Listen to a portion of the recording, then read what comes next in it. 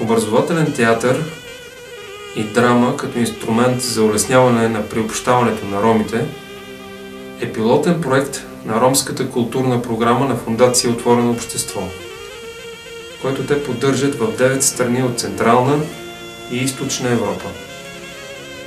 В България този проект се реализира в село Долни Цибър, област Монтана, от театър Цвете.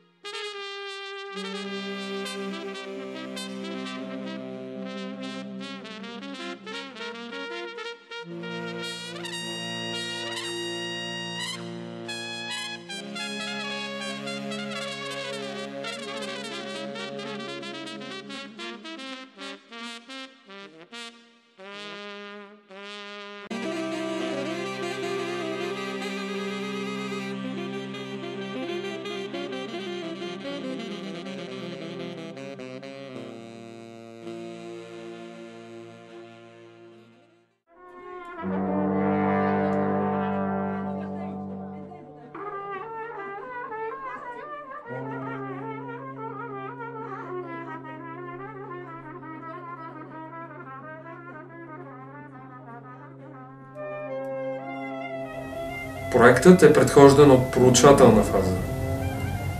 Посещаваме няколко ромски общности, но никоя друга не проявява такъв силен афинитет към театъра, както тази в Долни Цибър. Разказват ни за многобройните постановки, които местни актьори поколение след поколение представили в читалището до 1992 година. Съзнаваме проблемите, които може да ни донесе голямата му отдалеченост от София, но възможността селото да си възвърне загубените функции на местен център за театър и разпространителна култура считаме за основателна причина за нашия избор. Когато за първи път отидохме в Долни Цибър, бях изключително впечатлена от мъжкото посрещане на групата ни. Личеше си, че в това село водещите са мъжете. Бяхме посрещнати от кмета, от председателя на читалището, от директора на училището и те бяха изключително загрижени за това какво ще се случва в тяхното село, какво ще правим ние с техните деца. Една от причините за успех беше тази.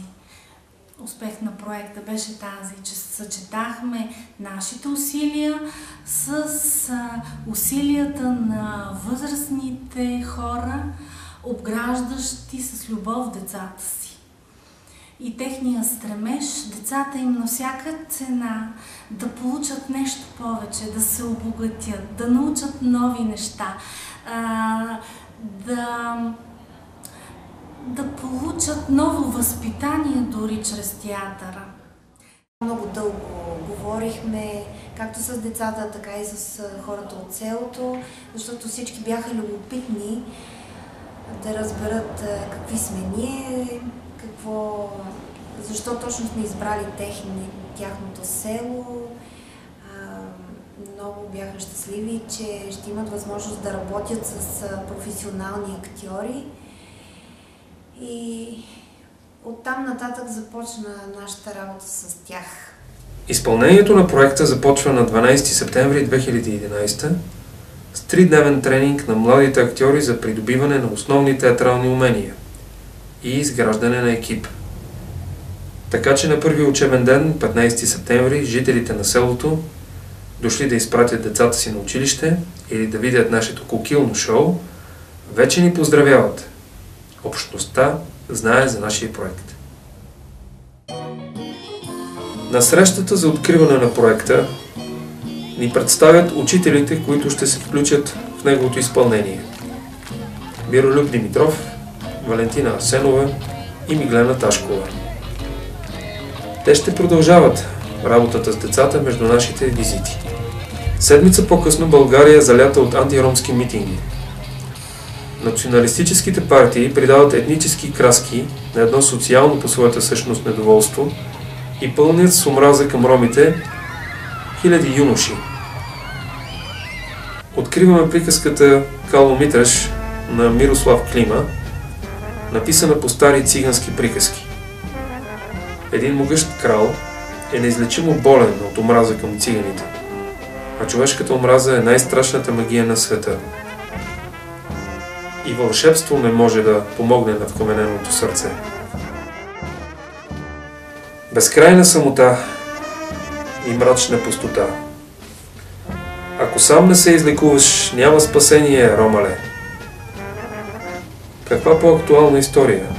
Тя става база на сценария на нашия спектакъл Най-страшната магия. През ноември-декември в една затоплена класна стая започваме репетициите.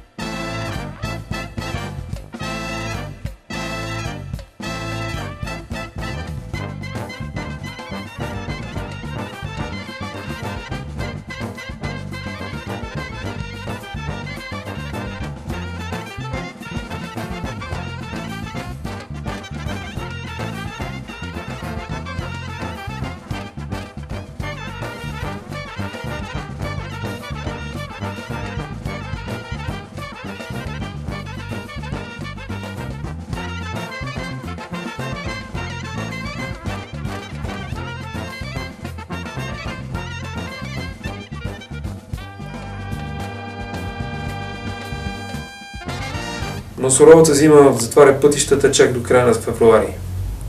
Нашите прекрасни колеги обаче не допускат децата да забравят ролите си. През февруари всички чакат с нетърпение продължението на приказката. Завръщаме се с декори. От класната стая репетициите се пренасят на сцената на читалището.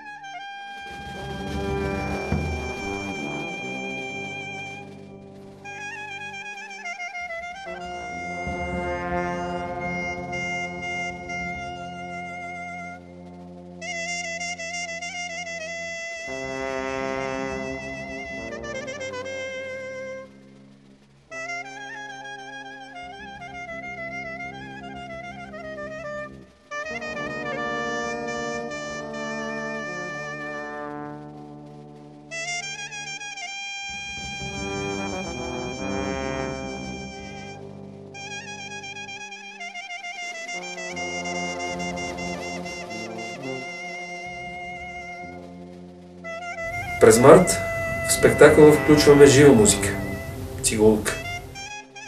Миролюб Димитров свири, а пеят Даниела, Рамона и Антония.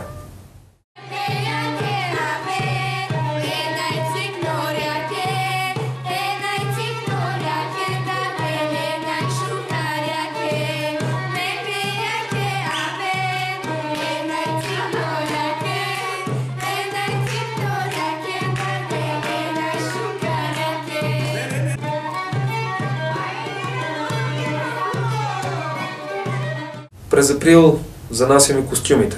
Генчо Димитров, професионален хореограф и председател на читалището, поставят танците.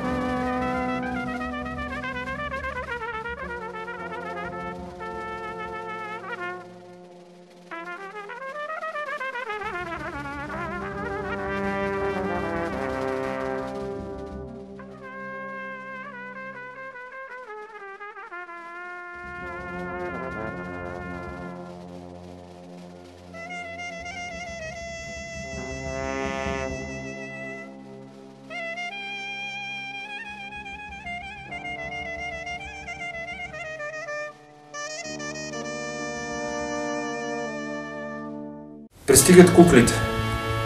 Добавяме музикално оформление и визуални ефекти.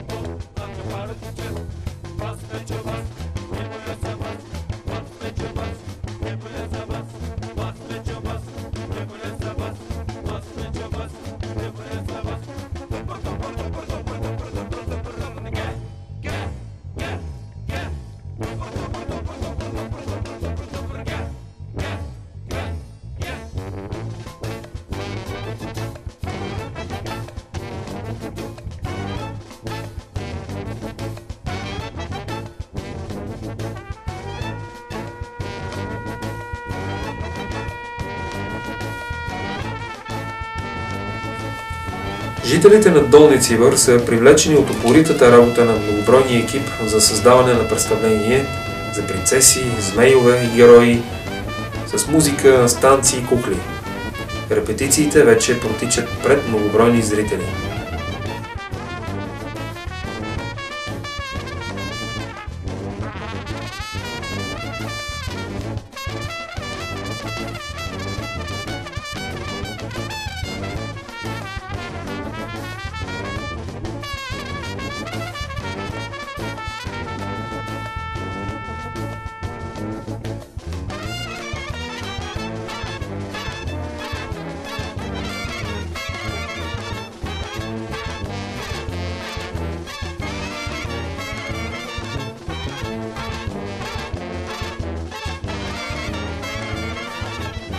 Премиерата на спектакъла "Най-страшната магия" се състоя на 1 май 2012 от 8 часа в препълнената зала на читалище Никола Вапцаров. На сцената са 14 млади актьори на възраст от 10 до 18 години и 4 техни учители – Валентина Асенова, Миролюб Димитров и Ади Димитров, а Миглена Ташкова подкрепя актьорите зад кулисите.